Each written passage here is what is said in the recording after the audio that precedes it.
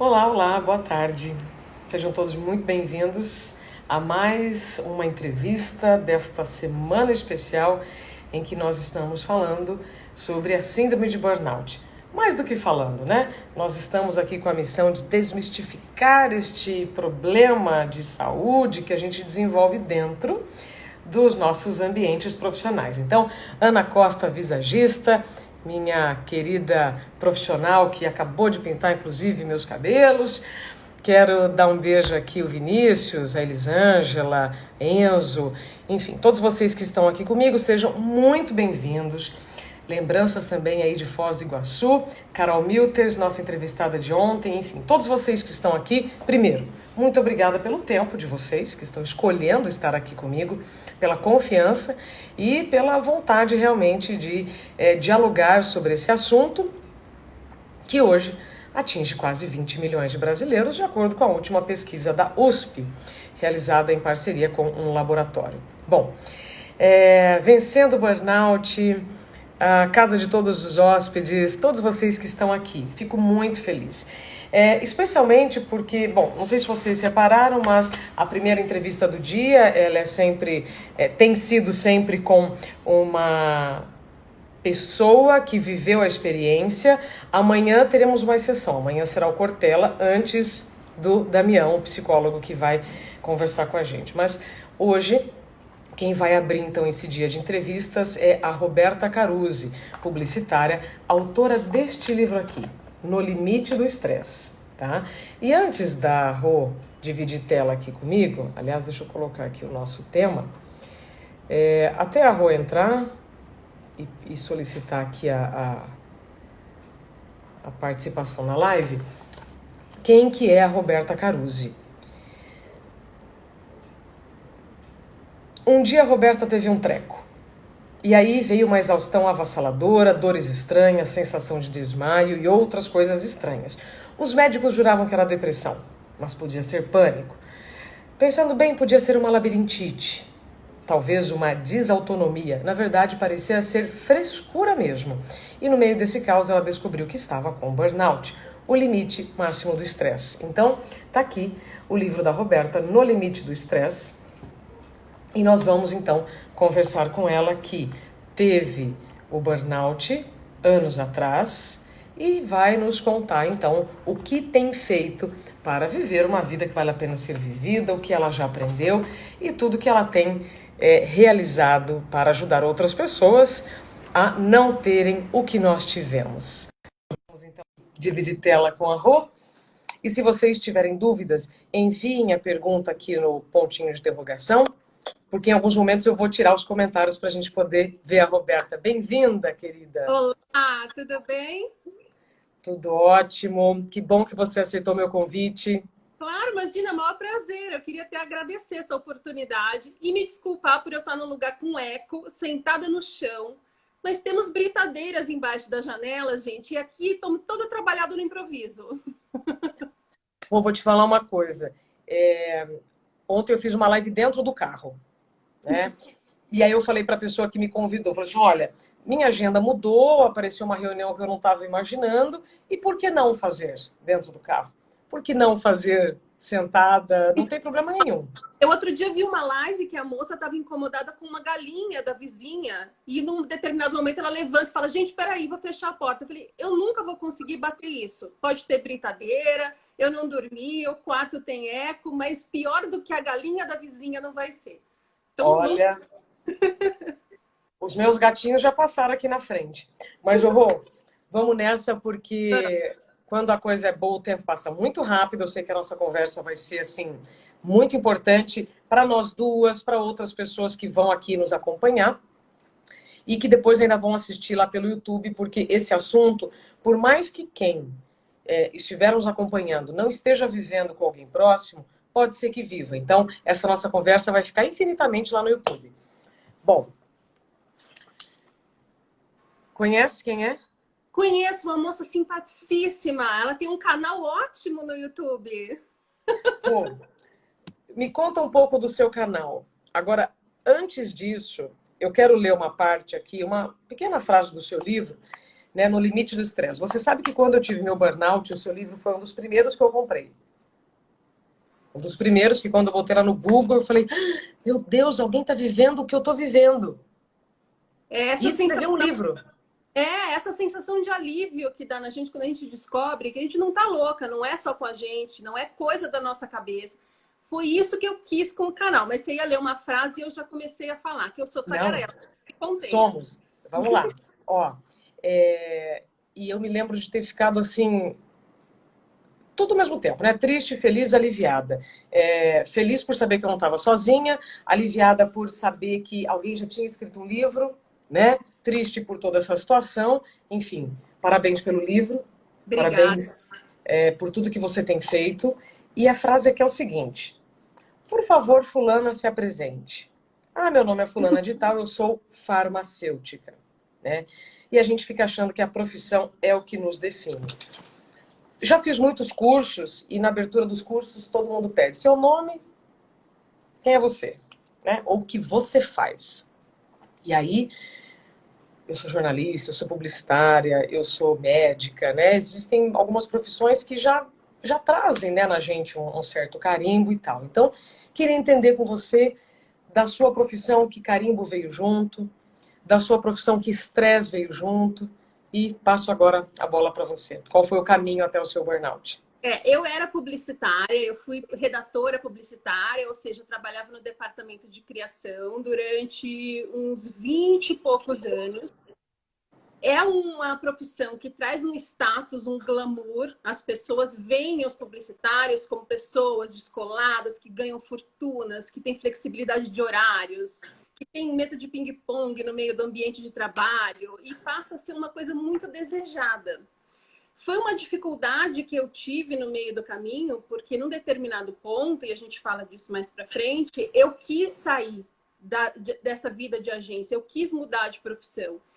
E eu fui recebida com as poucas pessoas para quem eu comentei, com coisas, com ponderações do tipo assim: você é louca? Você vai deixar esse emprego que todo mundo quer o seu emprego. Porque nessa época eu tinha um cargo alto numa das maiores agências do mercado. Então era uma coisa tão aspiracional que as pessoas achavam que você querer sair disso era sinal de que você estava no mínimo desequilibrada. Então você vai levando em consideração as coisas erradas. Esse negócio que eu comentei no livro é uma coisa que me deixou muito chocada, não é nem surpresa. Quando eu percebi o seguinte: a gente se apresenta sempre pelo que a gente faz, porque a gente vive numa cultura em que o seu valor está profundamente atrelado ao que você produz, ao que você é pessoa jurídica. E se for num lugar que todo mundo quer estar, Você não tem do que reclamar, gente. Não, por que você tá mal se você tem tudo o que todo mundo gostaria de ter? E aí o que eu percebi foi o seguinte: quando eu. Porque a gente também vai falar disso mais pra frente, mas eu demorei muito tempo para entender o que estava acontecendo comigo. Então, nos primeiros 3 anos, eu não tinha descartado a possibilidade de eu voltar a trabalhar nas agências. Mas eu comecei, à medida em que eu fui entendendo o que tinha acontecido, que eu fui descobrindo que eu já não gostava mais de fazer.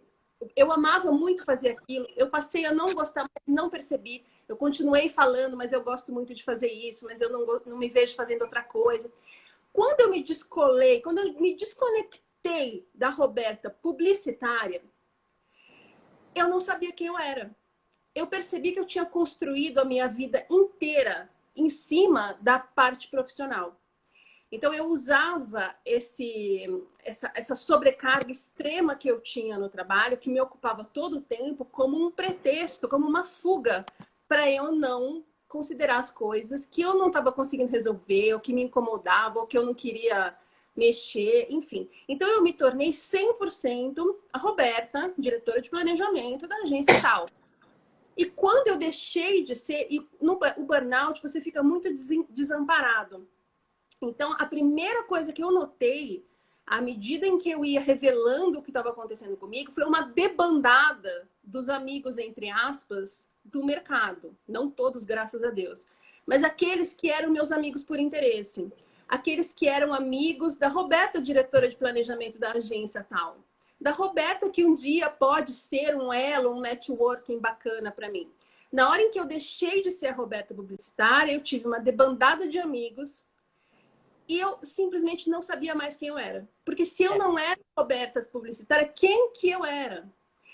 E isso foi um negócio assim tão chocante para mim que eu percebi que eu, de um tempo, assim, uns anos atrás, uns anos passados dessa época até ali, eu não me reconhecia mais. Se eu olhasse uma foto minha de criança, de adolescente, eu não fazia o link com a Roberta adulta daquela época. E aí você fica sem chão. E quando você tem um burnout, você fica muito sozinho. Porque as pessoas fazem questão de não entender o que você está passando. Por quê? Porque, como eu falei, a gente vive numa sociedade que não tem meio termo. Ou você chegou lá, ou você é um fracassado. Não tem meio termo. Então, essa pessoa jurídica tem que ser muito bem sucedida para que você mostre para as pessoas que você é capaz de ter tudo o que esperam que você tenha. Problema e spoiler. Nem sempre o que querem que você tenha é o que você quer ter. E é aí que é muito difícil de enxergar. Tão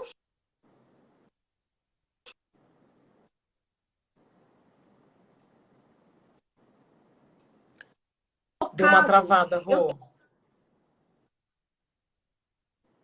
Deu uma travada. Repete a partir da frase que você disse. Nem sempre o que querem que você tenha é o que você quer. Que eu acho que foi o mais recente, que eu falo o seguinte, que a nossa motivação...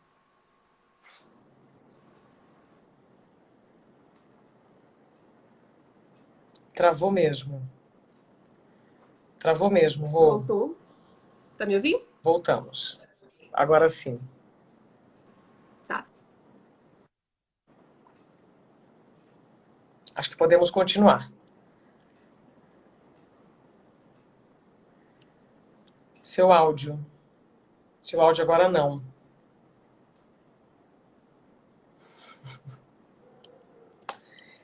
Não, não estamos te ouvindo. Tem mais alguém que não está ouvindo a Rô?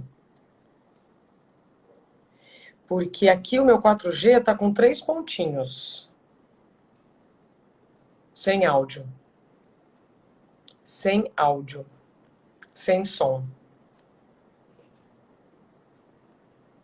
Não? Tá. Então eu vou encerrar e vamos recomeçar. Vou encerrar. Encerrar.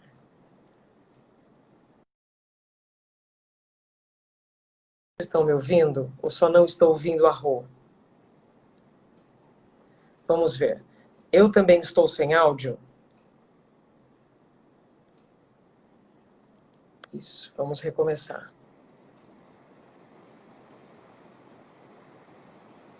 Ah, o meu tá com áudio da Rô que tá sem. Então, pera lá que ela já volta.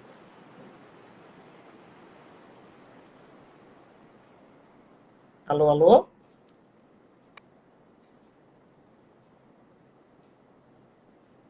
Ó, a Rô já voltou a imagem, mas ainda o som não.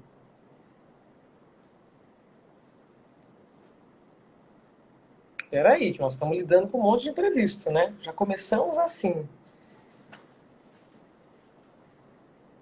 Peço a compreensão de vocês para a gente voltar. Quanta gente bacana aqui.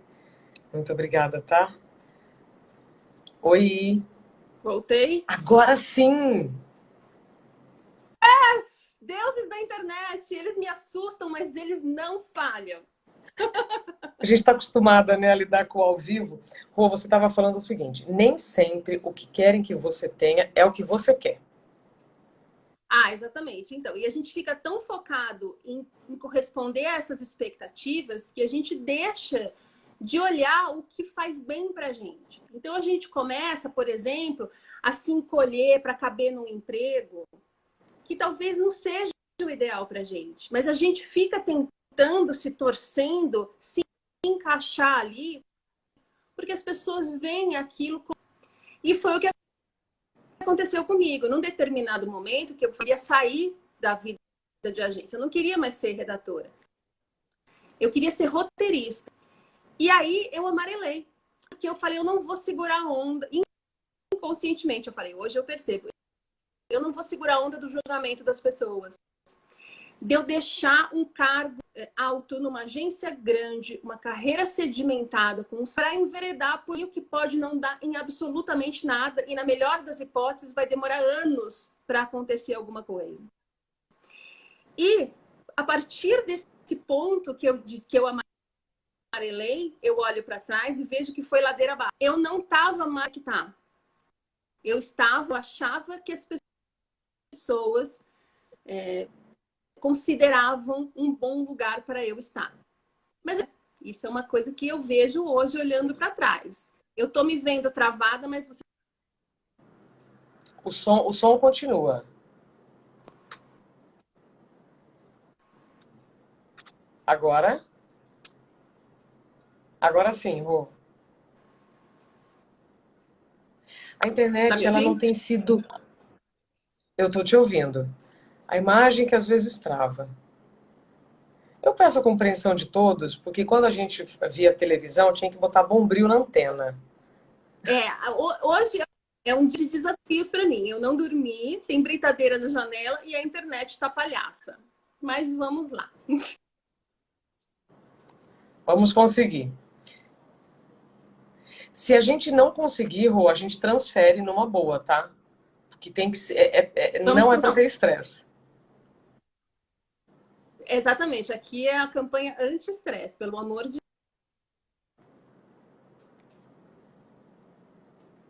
Deus. Por a gente tentar se encaixar nos lugares, a nossa motivação passa a ser o mesmo que estresse.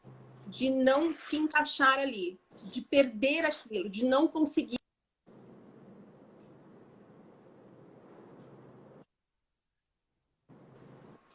Eu costumo falar que o burnout, a culpa não é de ninguém, eu acho, mas a responsabilidade. O primeiro é a empresa, porque eles são responsáveis por um ambiente tóxico, onde a competição individual muitas vezes é muito incitada. Eles são responsáveis por uma logística, principalmente em agência, de não falar não nunca, e você ter uma sobrecarga muito alta e inegociável. Eu trabalhava de 18 a 20 horas por dia, em média. Isso é um absurdo, mas era normal para mim. Porque é normal numa agência, na criação, você trabalhar de 18 a 20 horas.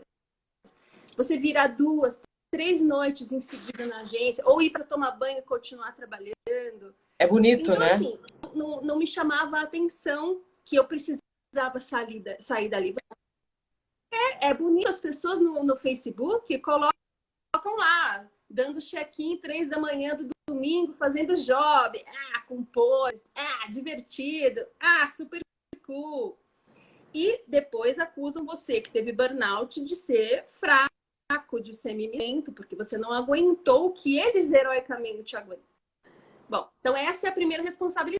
A segunda é nossa, porque existe uma inabilidade emocional nossa em lidar com sobrecarga muito altas em ambientes tóxicos. E a terceira é justamente a cultura em que a gente vive. Essa cultura em que você ou chega lá ou você é um fracasso. Então você começa a ver que você não está dando conta, você não aceita que não está dando conta. Não aceita o erro.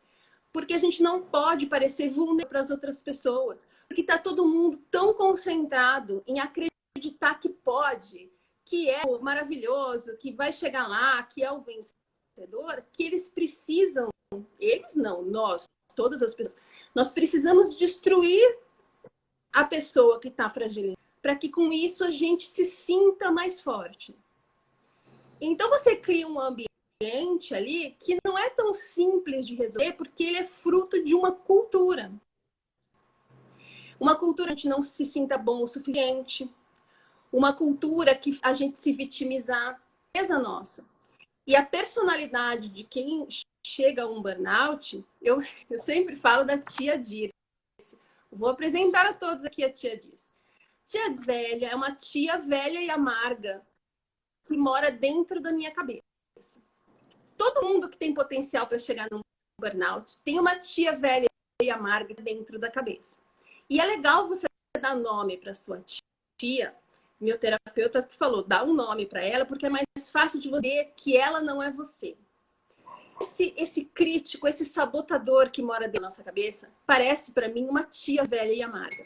A tia velha e amarga é aquela que você fala assim, consegui o emprego que eu queria. E ela fala assim, que legal. Será que você vai dar conta? Será que você vai realmente dar conta desse trabalho? Porque você já viu essa empresa, quem trabalha lá? Você já se comparou? Sei se é uma boa. Talvez você passe vergonha. E aí você chega para trabalhar nesse emprego que você queria tanto, morrendo de medo. E o que é o estresse? Cansaço somado ao medo. Se você fica o dia inteiro com medo de descobrirem que você é um engodo, de verem que você não é bom o suficiente, de errar e ser punido, de passar vergonha, de ser demitido, de ficar sem emprego, de não arrumar outra coisa, de não ter salário, fica constantemente com medo, o seu corpo longe, como se estivesse no meio de uma guerra. E é por isso que a gente tem um burnout. Por isso, já peguei um link maravilhoso aqui para mim mesma. Por isso que eu sou tão crítica ao tratamento convencional, porque ele leva em consideração a parte, mas não a física. E essa vivência na guerra que a gente fica, como funciona o nosso corpo? Desde os nossos... Quando você se vê numa situação de risco, seu corpo vai alterar uma série de funções para que você sobreviva àquilo. Então, para que você ou reaja, lute, ou saia correndo, mas que você sobreviva. Quando passa o perigo, volta. Acho que eu vou ser assaltada. Adrenalina, cortisol, os músculos mudam tudo. Passou. Volta. Quando você constantemente vive no medo, essas funções que o corpo altera para que você sobreviva, elas ficam o tempo inteiro, elas viram default. E chega uma hora, depois de anos, que elas não voltam sozinhas. Então, quando a gente chega no burnout, a gente está com a parte hormonal inteira zoneada, o sistema autônomo está inteiro pirado. Tem uma série de coisas acontecendo que causam esses sintomas. E quando a gente chega num médico convencional, num médico alopata, que é o médico que receita remédios que a gente compra na farmácia, ele entende que nós temos isso por fatores emocionais, o que é verdade. O estresse é totalmente emocional. Mas ele não considera as consequências físicas que esse tempo sob estresse causou no seu corpo. E é aí que começou o meu... Que eu acho que você vai me perguntar os meus primeiros, né? E eu já estou me adiantando, parecendo que eu estou dando uma palestra aqui. Ótimo. Não Estamos aqui para te uma ouvir. tagarela. Mas o que aconteceu foi o seguinte, eu achei que não estava acontecendo nada. Eu estava trabalhando, eu estava fazendo curso, fazendo treino Fazia de parte do corrida. jogo. Total. Assim, a gente fica cansado, todo mundo está cansado, todo mundo está correndo. Não é uma coisa que realmente te limite a ponto de você se preocupar, que é o que a gente pensa, né? Que a gente enxerga. Você olha em volta, tá todo mundo dando conta, tá todo mundo cansado, tá todo mundo estressado. Eu também, então não é nada demais.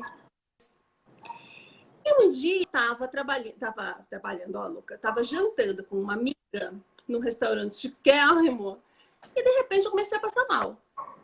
Minha mão começou a tremer, um chiado muito alto veio no meu ouvido. Eu comecei, olha, sem exagero, apesar de parecer, eu tive uma sensação de morte iminente. Uma coisa como se alguém tivesse tirado todas as minhas forças de dentro de mim. E eu fiz assim... E eu achei que eu estava tendo uma crise de hipoglicemia, porque eu tenho hipoglicemia. Uma e queda. é assim que funciona. A mão treme. Ai, chutei tudo aqui. A mão treme. Aliás, eu vou arrumar minha perna porque ela dura, gente. E esse chão Olha, Pronto. enquanto a Rô se ajeita, A mão treme. pelo que você falou, Rô, agora que me caiu a ficha, todos nós queremos fazer parte de um grupo, né? Todas as nossas frustrações, decepções, tá? Porque você não se sente aceito, não faz parte de um grupo. Então, dependendo do ambiente que você está, se você está falando aquela língua que todo mundo entende, do estou estressado, tive pouco tempo para dormir, não tive tempo nem de tomar banho, você está fazendo parte de um grupo. Olha que loucura. Exatamente. Maravilhoso o que você falou. É igual aquelas pessoas que a gente fala assim, nossa, mas por que mulheres são machistas? Por que às vezes negros param contra os movimentos antirracistas? Porque algumas pessoas, por defesa, querem se enturmar tão fortemente que elas passam por cima dos próprios valores que tiveram um dia. Sim. E isso a gente começa a fazer. Então, olha, eu lembro, cara, isso é um link maravilhoso, porque eu lembro que eu tive que adotar uma persona oposta à minha personalidade.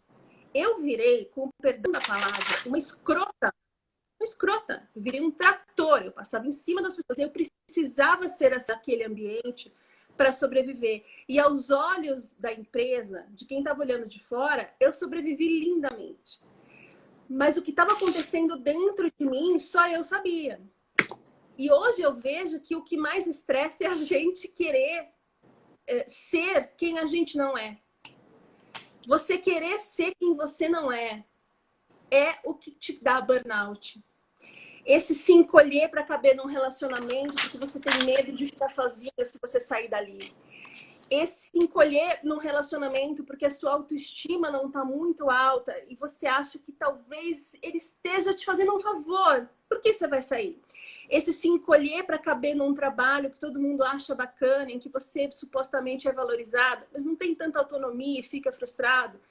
Você vai se encolhendo, você vai se colocando nesses lugares e você vai se desconectando de você.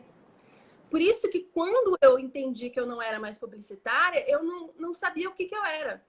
Eu não sabia, Isabela, eu não tinha a menor noção do que eu ia fazer da vida a partir dali. E essa constatação é o pior momento do burnout. Porque você está sendo desautorizado pelos médicos, pelas pessoas, tem gente se afastando de você. E você simplesmente está fragilizado, desesperado, sozinho, sem saber o que está acontecendo e sem informação. Eu ter criado o canal foi muito isso.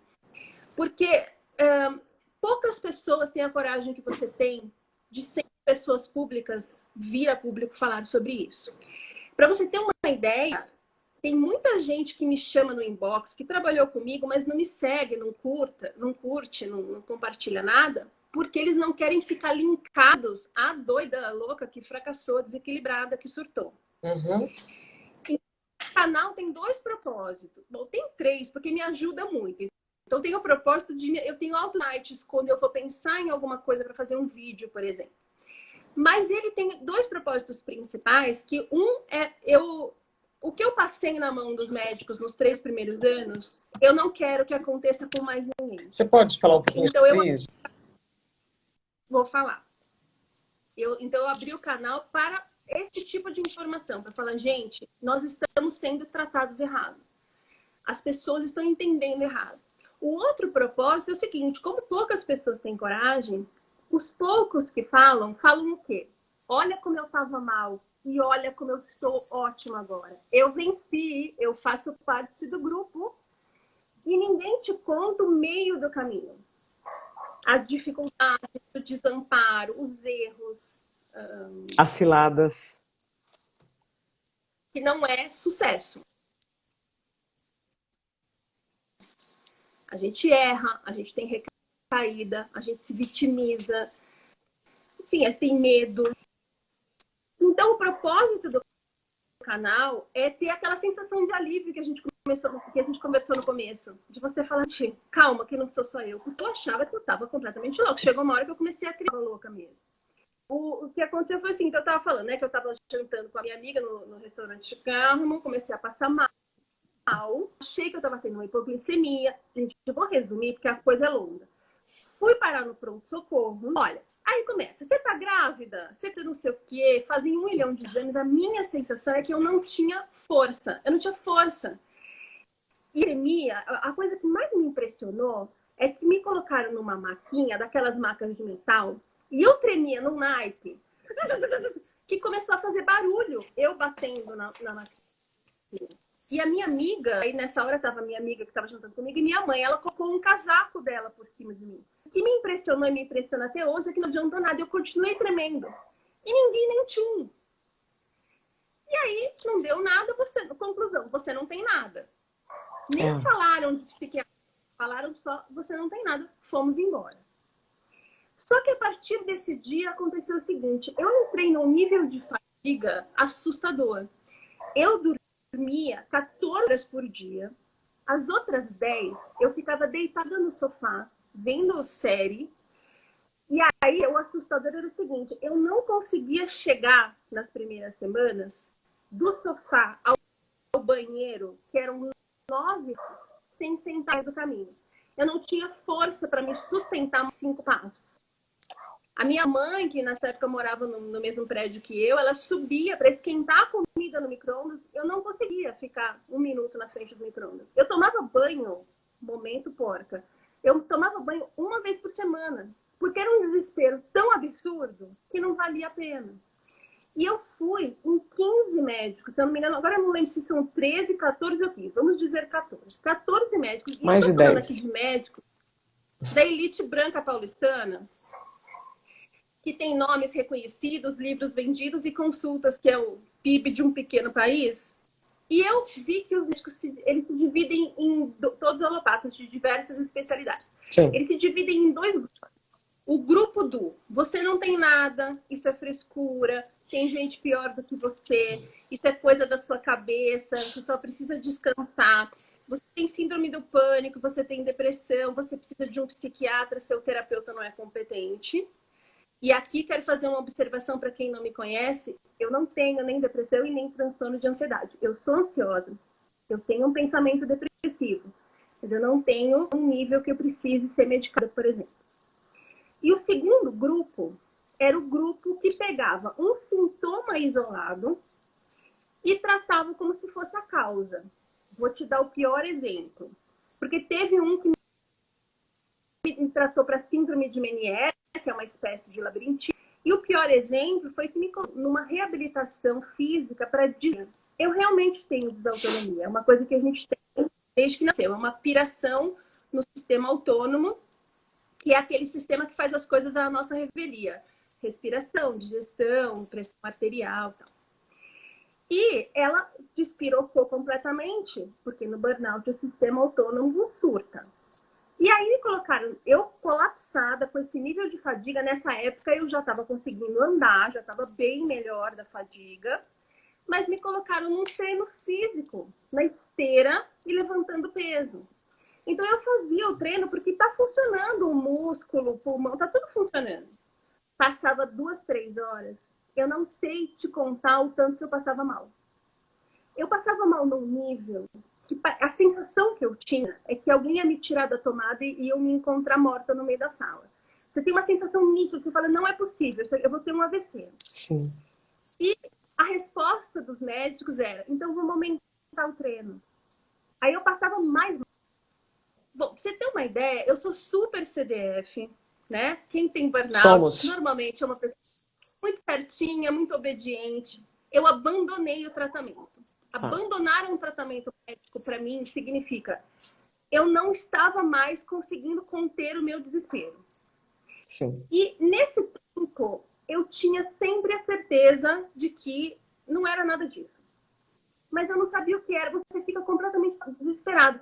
Quando eu fiz o teste para saber se eu tinha desautonomia e disseram que eu tinha, isso aí é um teste que é assim, uma posição deitado na diagonal, e basicamente os médicos ficam tentando fazer você desmaiar. É um horror. E eu desmaiei, e eu saí feliz da vida, porque acharam o que eu tinha.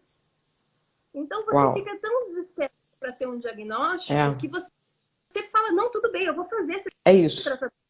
Meu plano não cobria, vou fazer. E aí o que aconteceu? Eu piorei num nível que o meu corpo associou o exercício físico a um estresse, porque aquilo me estressava mais do que vir à noite na agência. Então, até hoje, eu não consigo andar mais do que 13 minutos. Porque se eu andar 15, eu não durmo a noite toda. Meu corpo liga o alarme do estresse. Então, como eu descobri o que estava acontecendo e por que, que o tratamento convencional não resolve? Na minha opinião. Tá? Minha opinião é formada de experiências, de conversas. Eu pergunto muito para mais de um médico, pesquisei, fui ler. Mas ainda assim, é minha opinião. Como eu estou falando aquele negócio das funções que vão se alterando, elas não voltam ao normal. Quando você faz um tratamento, o antidepressivo, ele vai tratar a sua depressão.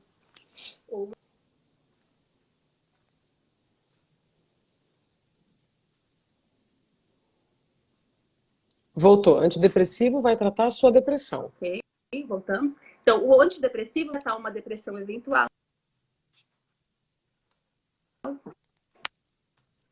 A depressão e um ansiolítico. Se tiver esses dois problemas, você precisa sim ir ao... Ele não vai resolver as consequências finais. Você vai continuar com a sua parte hormonal zoada, seu sistema autônomo zoado, uma série de coisas. Então, eu fiquei 3 anos entre não ter tratamento nenhum e ter tratamentos que me prejudicaram.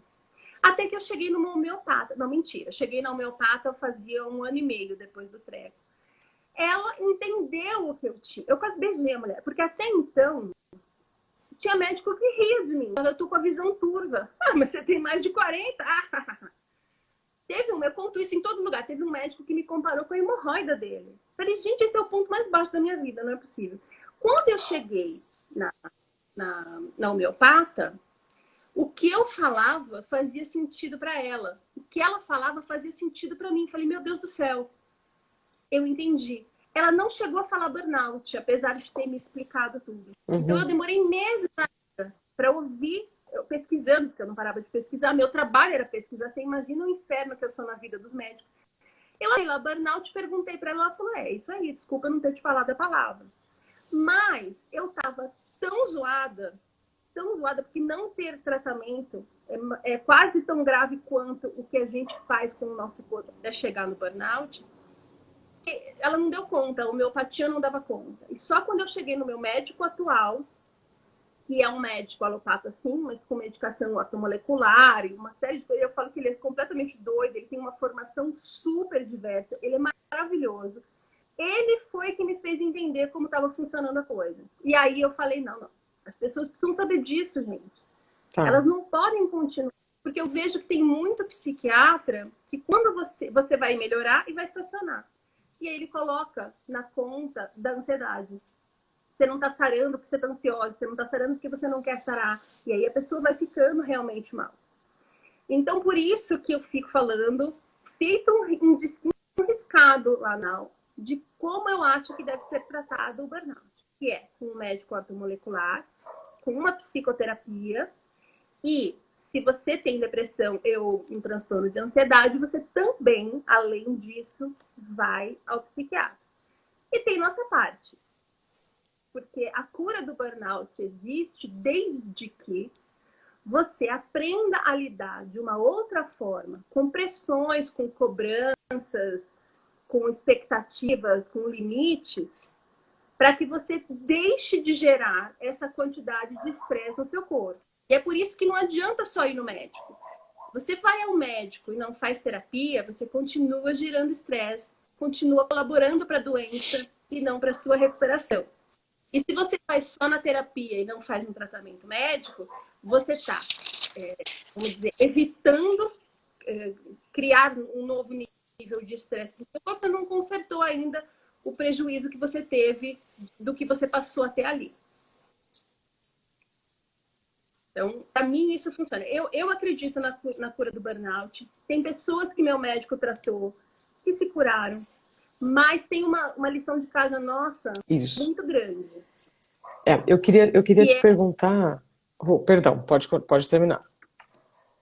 Pode falar, pode falar. Como eu estou de olho aqui no tempo, a gente só tem 20 minutos antes que o Instagram derrube a live como se não houvesse um amanhã. você falou coisas muito marcantes, né? O burnout é quando você se esforça para ser quem você não é em um lugar que você um dia pensou, né? Como é que eu vou reclamar de estar trabalhando num lugar que todo mundo quer estar trabalhando, né? Eu ouvia isso, inclusive, da minha própria família, mas olha que tem gente muito pior do que você, tem gente que quer estar no seu lugar. E por estarmos nesses lugares muito aspiracionais, como você falou, eu entendo que sim, existe assédio moral, porque se você não fizer, né, Rô, tem uma fila querendo fazer no seu lugar. Isso também contribui. E naquela empresa você sai, você vai encontrar o mesmo ambiente nos concorrentes, né? Isso. Dificilmente é alguma empresa. Não, e aí você já começa naquela sensação de menos-valia, né? Ué, mas então o que eu faço? Bom, aí você falou que passou pelos tratamentos que não funcionaram e hoje você então ajuda, né, a quem te procura, além do livro no seu canal do YouTube, a não ter o que nós tivemos. A não Queria que chegar você nesse nível. Isso. Queria que você falasse sobre o endereço do canal para todo mundo aqui pegar. E depois, o que 3 anos e meio depois do treco, né, daquela sensação de 6 anos? Porque foram 3 até eu encontrar o meu médico e agora 3 correndo atrás do prejuízo. Pronto, 6 anos. Tem muita gente que pergunta quanto tempo é o tratamento? Depende, porque depende do. Porque você não tem o burnout de um dia para o outro. O tratamento também não vai ser de um dia para o outro, né? Não vai. E eu percebi que esse processo, apesar de ser mais demorado do que a gente gostaria, ele é essencial. Porque se eu tivesse me curado rápido, eu teria voltado a fazer a mesma coisa no mesmo lugar, do mesmo jeito. E eu Opa! vou te falar uma coisa, eu morri antes dos 50. Como muitas pessoas que trabalharam comigo morreram. Por AVC, por infarte. A coisa não é leve. Não é leve.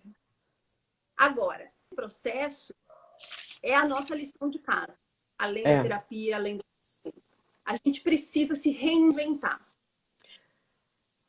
Mudança do estilo de vida, né? Ser falhou na nossa vida Voltou. pra gente ser quem a gente nasceu para ser.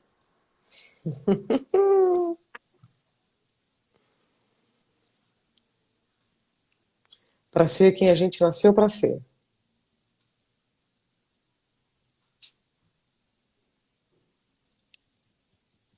Internet, não trava nessa hora, internet. Agora sim, Quanto tempo o burnout exatamente chega para a sendo gente ser faz quem a você gente é. Sim. ser seu processo. Esse aqui é o primeiro livrinho que eu li na minha vida, quando eu era pequenininha, quando eu aprendi a ler. Aqui na segunda, quer ver, tem uma página aqui. Olha, primeira coisa que eu fiz, eu escrevi autora Roberta Caruso. Meu sonho sempre foi ser escritora. Uau. Chegou um momento em que eu trabalhava 18 a 20 horas por dia escrevendo, mas coisas que não me davam prazer nenhum. A primeira coisa que eu me vi fazer quando eu tentei entender quem eu era sem ser publicitária foi: eu quero escrever um livro. E eu escrevi um livro. Além desse, eu tenho um livro de crônicas. Ninguém compra, não faz mal. Eu estou muito feliz dele existir. Porque você começa a se descobrir. O burnout, na verdade, parece um castigo, porque é muito desesperador. Mas ele é uma grande oportunidade. Eu falo sempre isso porque a sua recuperação começa no dia que você entende isso. Ele é uma oportunidade, ele é uma segunda chance que você está tendo. É como se a vida falasse assim: ó, não tá dando assim, tá? Essas escolhas que você está fazendo te deixaram infeliz e doente. E a gente, sob estresse, não consegue ver saídas. Você só consegue ver o que pode dar errado, o que tem risco. Tem uma história... Ai, gente, isso é muita entreguidade. Eu sou velha, tá? Mas a Janete Claire, que é uma das maiores autoras de novela, a Glória é pupila dela. Tinha alguém que eu não me lembro quem era, escrevendo uma novela. E a novela estava indo de mal a pior. Ninguém assistia a novela, o Ibope estava baixando. É uma porcaria, a pessoa se perdeu. Tiraram a novela da pessoa e entregaram a Janete Claire. Janet Claire olhou, falou, gente, não tem o que fazer com essa história. O que ela fez? Ela escreveu um furacão. Passou um furacão lá na cidade. Ela matou metade dos personagens e começou uma nova história. Uau. O burnout é o furacão. As escolhas que a gente estava fazendo fizeram a gente ser infeliz, doente e a pessoa que a gente não é. A gente não nasceu para ser o que a gente era. Passou o furacão do burnout, é aquele desespero. Você fala, meu Deus do céu, tudo que eu lutei foi por água abaixo. Olha o que eu me sacrifiquei para chegar aqui. E agora olha o que aconteceu. Eu tô queimada, eu não consigo fazer não sei o quê, não levanto, não tenho força. Só que na hora em que você entende que isso é bom, você começa a se reconstruir. E aí você começa a ser quem você nasceu para ser. Aí você agradece o seu burnout.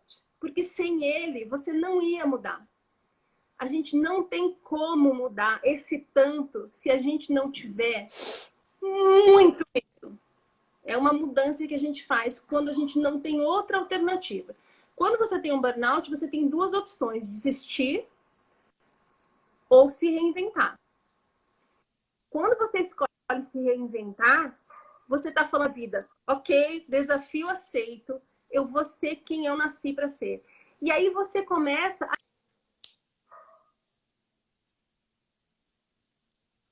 e passa a começar a agradar você mesmo. Isso. Faz você se sentir bem. O que você gosta de fazer? Então você começa a limites do seu corpo e a se linkar só com pessoas que trazem algo de bom com você e você começa a...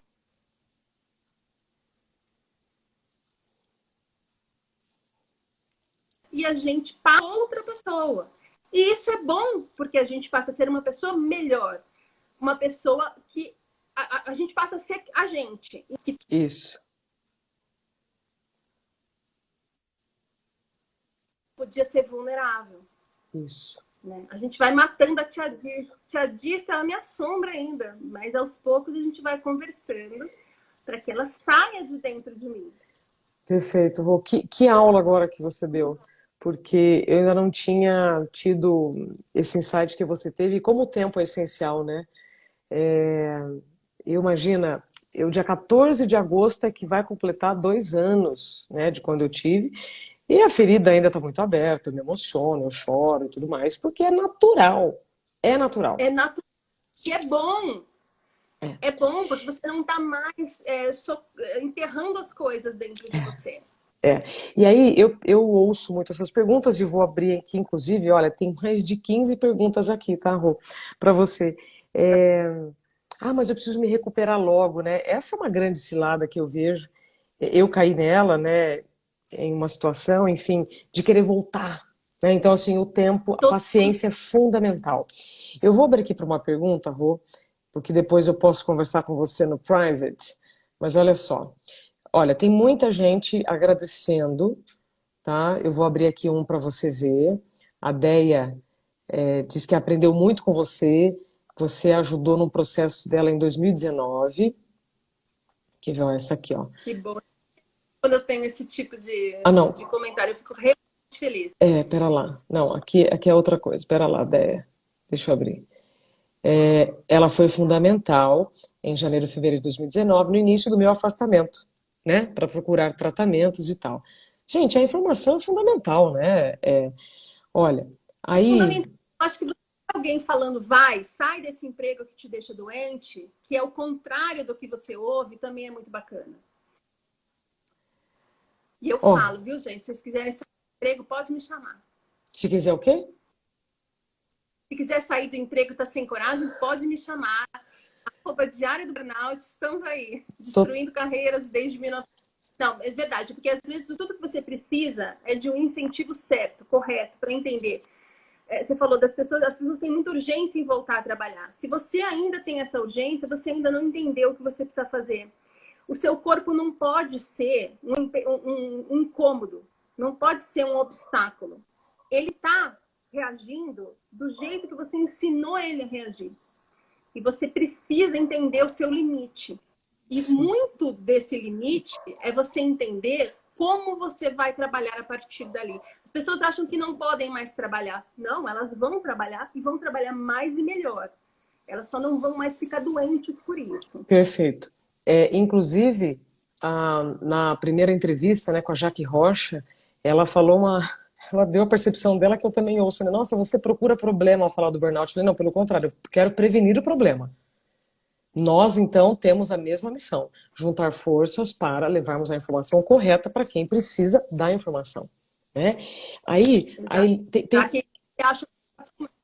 tem muita gente aqui no inbox emocionada, que já chorou com a sua fala, que se reconheceu na sua fala, que inclusive pediram para não divulgar. Então, muito obrigada, né, por vocês estarem conosco.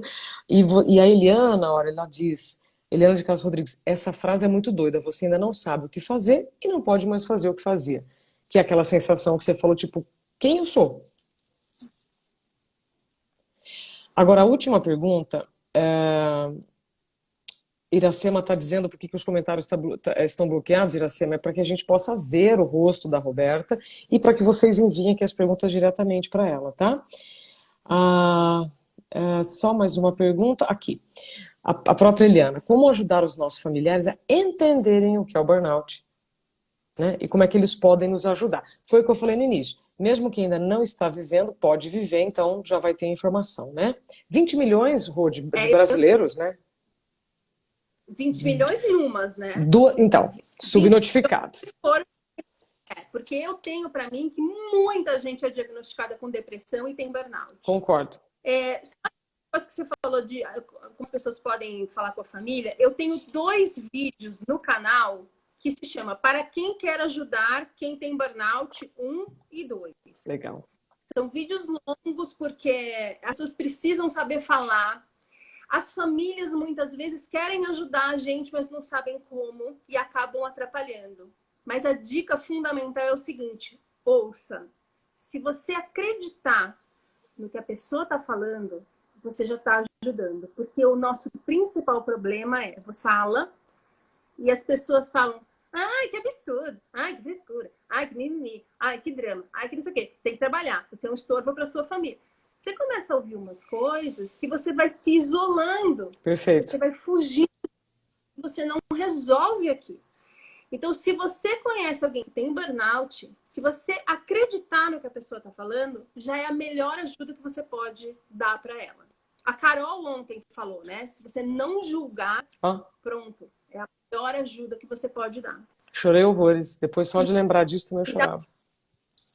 Mas eu tava vendo também.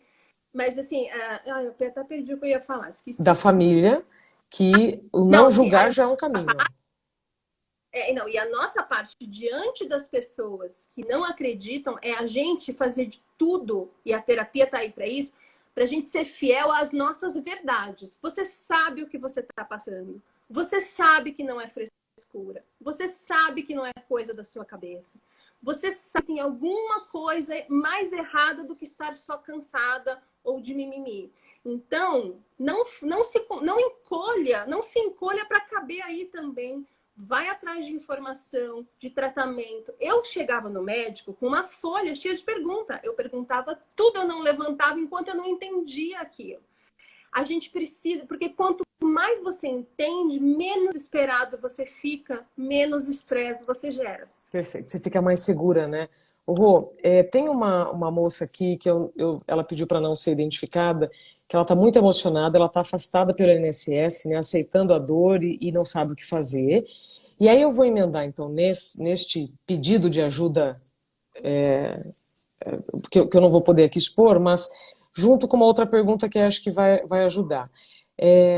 A MS.Paula, ela fala assim, né? Quanto tempo levou para criar coragem? E ela diz que está em tratamento e não sabe como é que faz essa transição. Então, para quem está em tratamento, para quem está afastado pelo INSS, para quem não sabe por onde começar para descobrir a coragem dentro de si, para partir para um próximo caminho, o que você diria? Pelo que você já viveu. Eu diria o seguinte, a força que você acha que perdeu, tá aí. Tem que, é a metáfora da vela que você fez na semana reacenda. Ela tá aí, a chaminha tá baixa, mas ela tá aí. Como você acha essa força de novo? Se autoconhecendo, sendo fiel ao que você acredita. Então você precisa fazer terapia. Começa a fazer o tratamento médico. E começa a entender que esse emprego que te deixou doente não é um lugar para onde você tem que voltar. E aí vai aparecer a tia Dirce falando assim, mas eu preciso do salário, mas eu lutei muito para chegar aqui. E aí eu te falo duas coisas. Uma, eu pensei isso e foi assim que eu fiquei tão mal. Porque eu levei meu corpo além de todos os limites. Isso. Então não faz... O salário é fundamental, mas existem outras maneiras de você ter renda, mesmo que temporária agora, nem que você vá vender bolo para pagar o seu tratamento e suas contas. Corta os custos, começa a ver o que você pode fazer temporariamente dentro do seu limite hoje.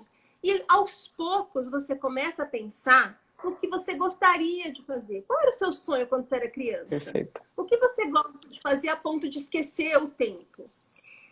E essa dificuldade que a gente tem é em admitir pra gente que nós temos responsabilidade. Então, para de se vitimizar. É a coisa mais difícil, tá? Eu falo isso, as pessoas acham que eu sou a Buda. Não. Eu acordei hoje super vitimista, porque eu não dormi, porque é pré-menopausa, porque tem uma brincadeira na janela. É a nossa primeira reação. A gente faz isso desde sempre. Mas a gente chegou aqui por nossas escolhas. Ninguém me obrigou a ficar na empresa que eu trabalhava. Ninguém botou uma arma na minha cabeça e você é obrigada. Eu fiquei por uma escolha minha. E agora a sua escolha tem que ser, perdão, a sua escolha tem que ser você ser feliz. O burnout está na sua vida para você agora ter uma chance de ser feliz. Não artista, você não vai parar em uma semana, você não vai achar uma carreira nova em uma semana. Tudo tem um processo. E esse processo, por pior que pareça, é fundamental. Você precisa mexer com coisas muito profundas que elas subiram todas para a superfície juntas. E você ficou no meio desse caos. Coisas que você nunca quis olhar. Estão ali, ó, te dando tapa na cara o dia inteiro. Então, eu recomendo sempre que a pessoa faça o tratamento, médico ortomolecular, terapia. Se precisar, psiquiatra. Aí você medita. Faz uma terapia holística, uma que faça sentido para você. Leia sobre o assunto. Comece a pesquisar outras coisas que você pode fazer. Invista em você. Invista em você. Meditar é ótimo, porque a gente cala a boca da tia Dirce, a gente desacelera o pensamento.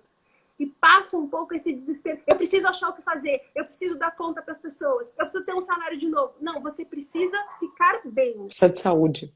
Porque quando você tiver saúde, você recupera coisa.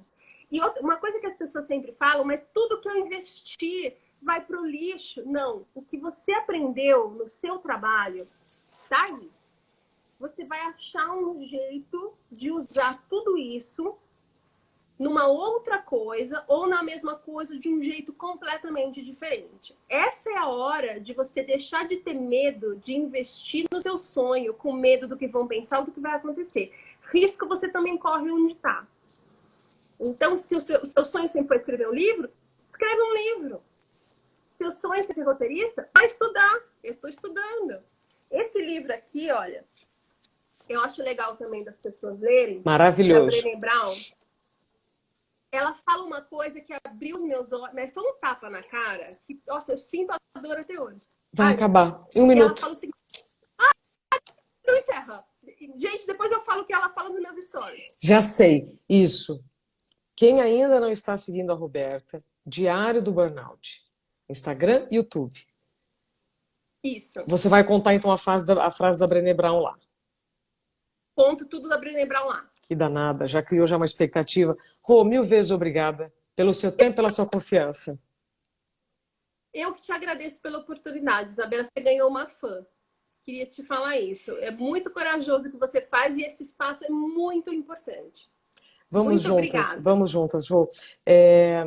Algumas pessoas me falam isso, você é corajosa. A gente não pode ter vergonha de ser quem a gente é. Não pode. Pronto. Então. Isso é legal nos stories. Pronto. Obrigada, lindeza. Até breve, tá? Agradeço. Muita Um saúde. beijo grande, obrigada. Saúde para todos. Saúde para todos. Até mais, Rô. Deixa eu liberar aqui a Rô É. e dizer para vocês que já já, às 7 horas, eu vou ter uma live extra lá no YouTube com o psiquiatra forense Guido Palomba para a gente repercutir a pesquisa da Associação Paulista de Medicina sobre as características que os médicos, mais de 1.900 que responderam a pergunta, estão vivendo em relação à síndrome de burnout com o excesso de trabalho. Então, 7 horas lá no YouTube e 8h30 eu volto aqui para falar sobre legislação. A programação está toda aqui no Instagram. Então, mais uma vez, muito obrigada pelo seu tempo, pela sua confiança. Roberta Caruso acabou de nos dar uma aula extremamente emocionante. Se fez sentido para você, compartilhe. Vamos juntos. Até mais.